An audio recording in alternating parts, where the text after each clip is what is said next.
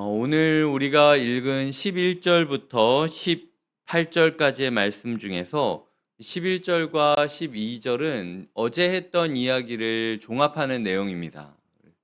인생 가운데 빠름을 추구하는 사람들이 있고 발음을 추구하는 사람들이 있습니다. 발음을 추구한다라는 것은 어떠한 일이 있다 할지라도 나의 종착지가 바르게 갈 수 있도록 계속해서 선로를 까는 일을 뜻하는 거예요.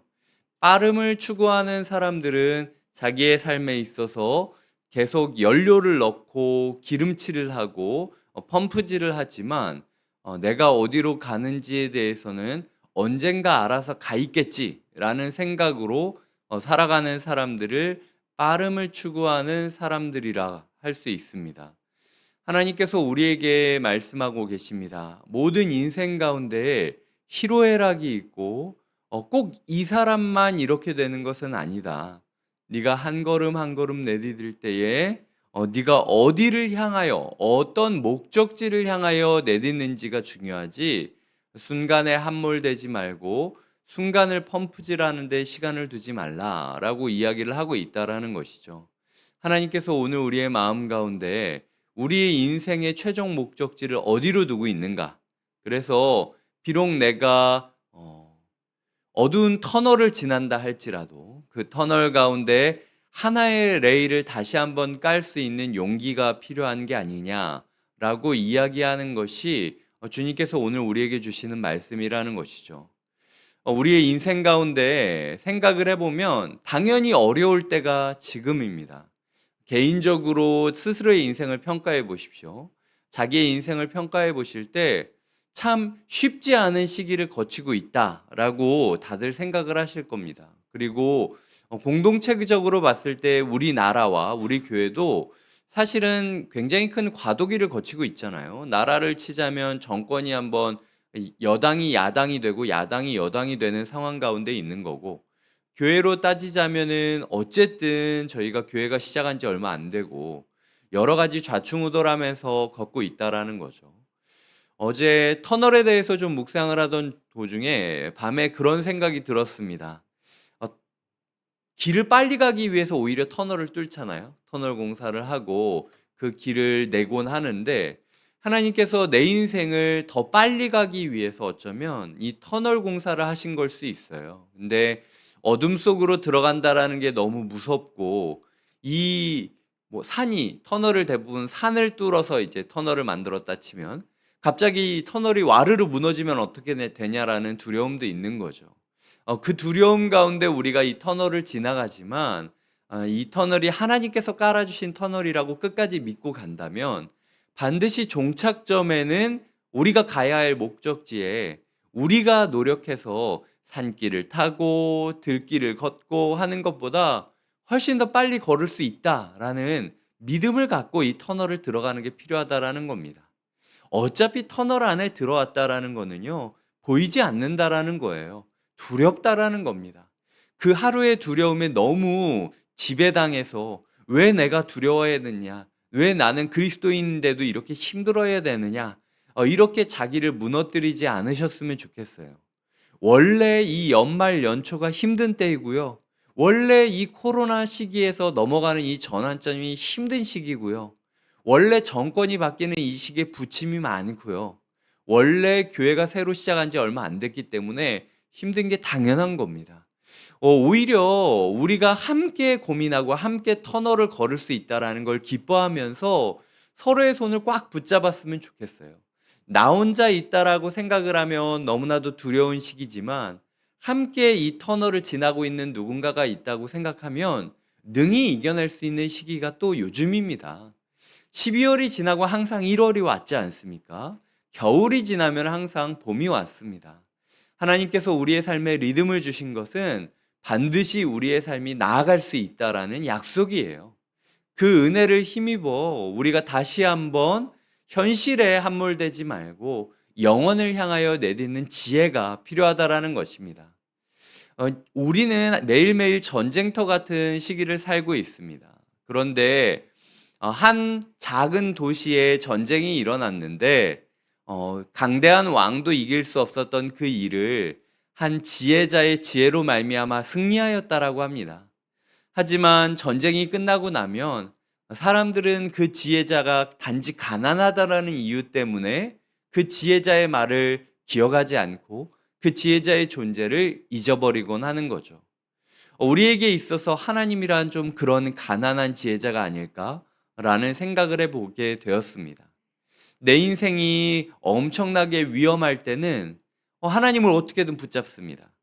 근데 조금이라도 살만하면은 하나님을 잊어버리고 오히려 내 눈에 들어보기에 돈이 많아 보일 것 같은 사람들, 아니면은 돈을 더 많이 줄 것 같은 존재들, 뭐 내가 붙잡고 있는 땅덩어리라든지 아니면은 내가 투자한 증권이나 코인이라든지, 뭐 어떻게 보면 이 사회가 더 말을 많이 하고 힘이 많이 있다라고 이야기하는 왕 같은 존재들에게 우리가 벌벌 떠는 모습을 보여주고 있다라는 거죠.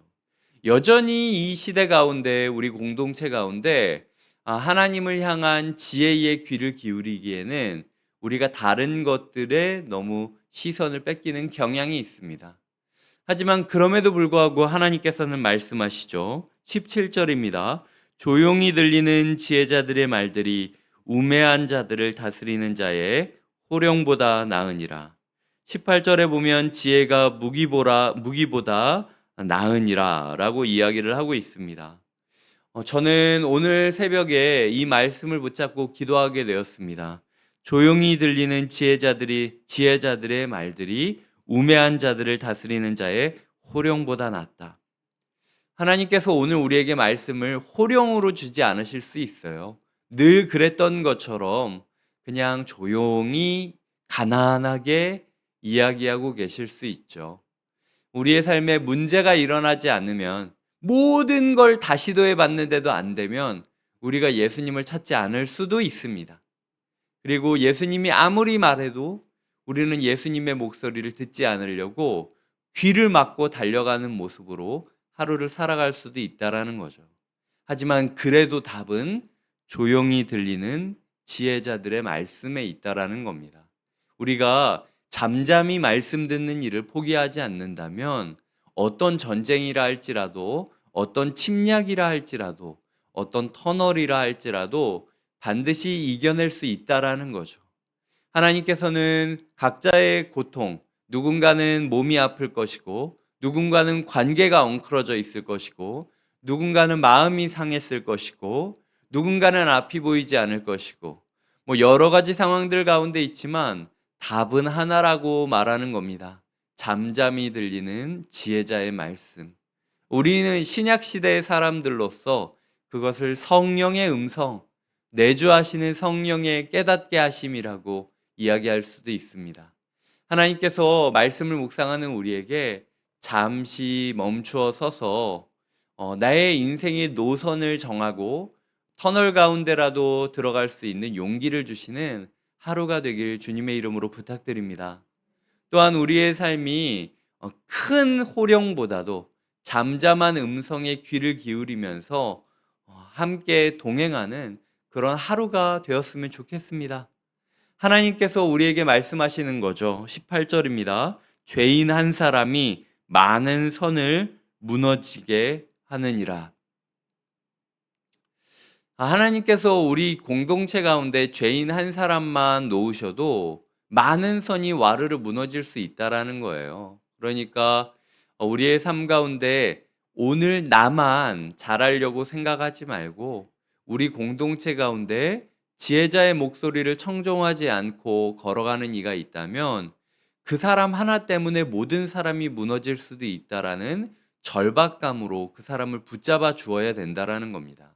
네가 살아야 내가 살고 내가 살아야 우리가 살 수 있다라는 마음으로 우리가 하루를 살아가야 자기 존재에 대한 가치도 깨닫게 될 것이고 상대방에 대한 소중함도 다시 한번 확인할 수 있게 된다라는 거죠. 하나님께서 오늘 우리에게 주시는 이 말씀이 우리 공동체 모두를 살게 하는 말씀이었으면 좋겠습니다. 지혜자의 그 메시지를 우리가 들음으로써 우리의 가정이 회복되고 우리의 교회가 회복되고 우리의 사회가 회복되는 하루가 되었으면 좋겠습니다. 하나님께서 우리 모두에게 복 주시기를 간절히 소망합니다. 이 시간 함께 기도하겠습니다. 하나님 아버지 감사드립니다. 주님, 우리의 삶 가운데 하나님, 우리가 현실에 함몰되지 말고 터널 가운데를 지난다 할지라도 인생의 노선을 바로 선택한다면 그것이 오히려 인생의 최단 코스일 수 있다.